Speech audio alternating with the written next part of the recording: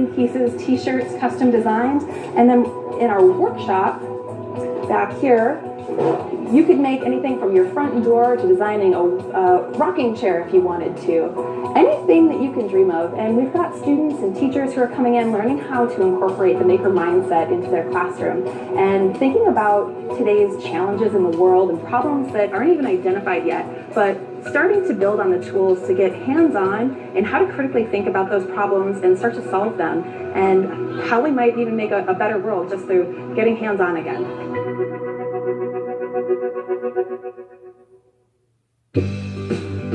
When Create first opened, we went over to see and to celebrate with them, and we saw 3D printers, and we thought, people have been printing since before Gutenberg. And then we saw the sewing machines, like people have been sewing for a while, and then the big, I don't even know what it's called, the laser cutter where it burns out on the wood. And like, people have been doing woodwork for a while too. So that was one of the main sources of inspiration for Handcrafted, because you can do all of those things but using pre-electric tools. Across the street from Create is Handcrafted. Here, you won't find computers, lasers, or 3D printers. We have a letterpress where you pull down the handle, it goes ka-chunk, and then you've printed something. Nothing works unless you do. Handcrafted takes do-it-yourself to the extreme. It's just a very different world. And I think showing up those differences is eye-opening for people. While Create is a makerspace with high-tech tools, Handcrafted calls itself a vintage makerspace, and you only use antique tools. This old house is also divided into zones. The first room is junk. To invent something, all you need is imagination and a big pile of junk, from Albert Einstein. You bring the imagination, we got plenty of junk.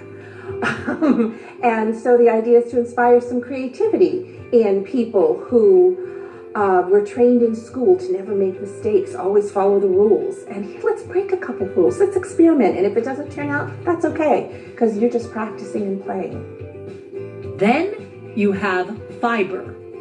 It's everything about yarn and knitting and crocheting and weaving and fabric and sewing and all of those kinds of things. And now we've come to the wood room. So what do we have here, Jennifer? We have a human-powered scroll saw. It was patented in 1886, and it's a really wonderful machine that works like a bicycle. Okay, so this is really for real. It is for real. Climb on. Like, people actually did this. They did. This was somebody's job. Okay. So you're going to pedal and just watch what happens with the blade. Holy moly! It's like a woodpecker. Yeah. Oh my gosh! Wow!